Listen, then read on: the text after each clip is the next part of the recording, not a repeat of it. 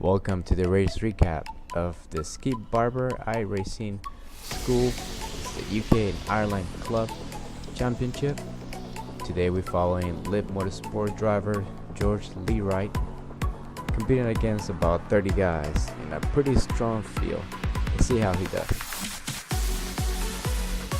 Going on top of the gantry and the 5th round of the championship will indeed start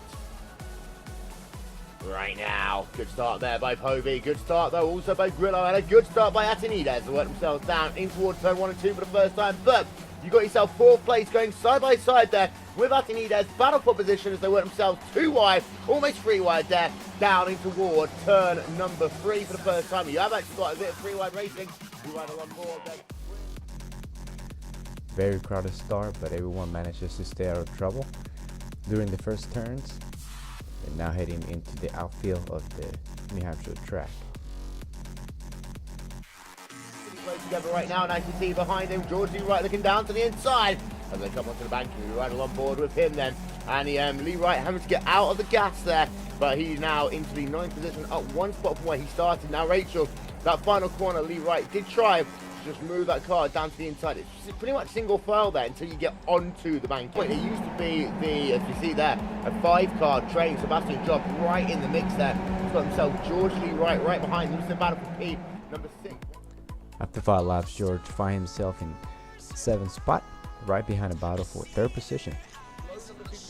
Adcock is falling down the field. He's just been passed. 2 wide racing behind, because you can see, oh, you've got 52 in the number 80 car. That's Rabidovic there, battling with Adcock. They stay side by side to work themselves back down towards turn 4H. They do indeed, and we have at the back of that group, of course, Sebastian Job and George Lee Wright side by side. Wojciech Savidovic there defending from not Mark Mercer, that is the car there of Stuart Adcock. Yes, by the way, George Lee Wright has fallen well down our timing and scoring screens. I can't see him anywhere. We'll get an update to figure out what happened to him, but he's now down in the 22nd position on the racetrack. So it's a bad lap for him. It is indeed. I know he pushed wide in the actual parabolic curve in the outfield section, but his incident actually happened in turn 3 on lap 6. Coming into the braking zone for turn 3, he's actually caught in the Antonides incident there with Maycock, and that damaged his rear wing and potentially some of his suspension, because he pushes wide in the outfield section and has a very slow end to that lap. He then comes straight into the pits, so I suspect it's damage inherited by that incident, Will. Not the way Lee Wright would have wanted his race to have gone. He's now well down the field. After qualifying in the top 10, he actually moved himself up into P6 at one point.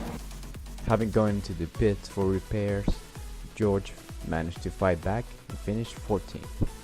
Right as well, completing his race down in the 14th position. Of course, he was running inside the top 10 earlier, fell down after an incident in the earlier part of this event. An unfortunate bystander there in the home 14th position. But ladies and gentlemen, most people now have come across the top finish line. Thanks for watching, and thanks to Race Spot, Will, and Rachel for all the work they do.